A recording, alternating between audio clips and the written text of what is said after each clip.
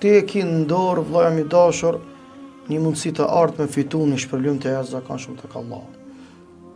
Ka thonë pejgamberi sallallahu alaihi wasallam, ai cili ja mbulon vëllau të vet, Allahu do t'ja mbuloj atë në ditën e Kiametit.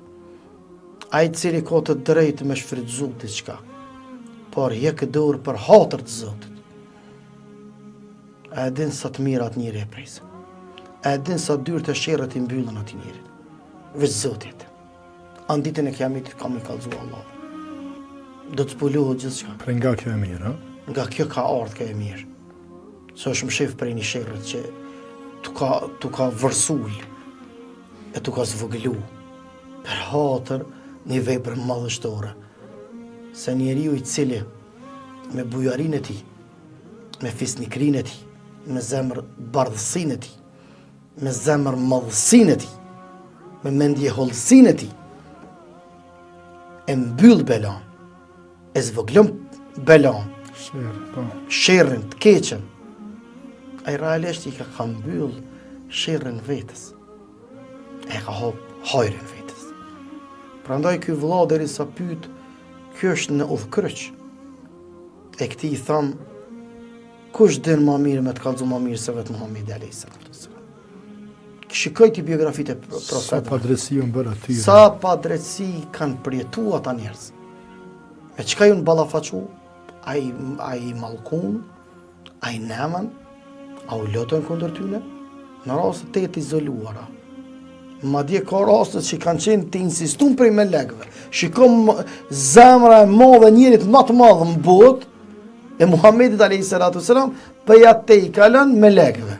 Vesh tha loto edhe më përmbysh ta jo. Ata i than loto, kërkoj. ky tha ju. Subhanallah. Unë tha lutna për të mirë. Se si dihet. Se nuk i dihet. Edhe realisht U dëshmuaj. u dëshmuaj. Sikur banor të Taifit, cilët e refuzon Muhamedit alayhis salam. Mirë po i ran peshman. Kur i ra në mend që kanë bo, populli thot kur i ra zhetoni, kur i ra në mend që kanë bo, edhe hyjgjë me shku të Muhamedi alayhis salam. Mi kërku halal. Po tash ish vonë, kesh vdek Muhamedi alayhis salam. Doli Abu Bekri tha, ka ndru jetë.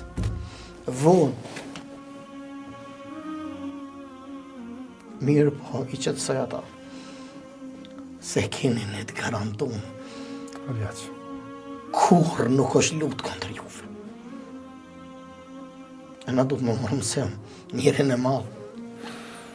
Që e dojnë ana, shoshërin me ta në xhenet. E kjo ka mundësi me ndodhë nëse bojna për hatër të Zotit. Ai që e bën për hatër të Allahut, mundësitë e tij janë të arta. Ai është mik i Allahut. Fals. Ai është plot kuptimin e fjalës miku më i dashur i Allahut. Allah ka në burojnë e tij. Thot Allahu në Kur'an, fallahu khairun hafidh. Allah është ai që ruan më së miri. Ai është në burojnë e Allahut. Ai është njeriu që le ka kuptuar më së bukuri porosinë e Allahut në tokë. Ai e meriton të quhet më këm si Zoti në tokë. Ai cili jep përparësi Allahut e jo egos ti, se ka të menaxhuar. E jo shpesh herë në emën të menaxhimit bëhemi robër të egove tona. Edhe harrojmë për kajnanis. Për këtë arsye Zoti na kujton me një fjalë shumë e shkurtër është. Fjala ndoshta më e shkurtë e mundshme. Thot fa ejnë të dhëbun kajninis. Se Allah për din, kajnis ta njerëz.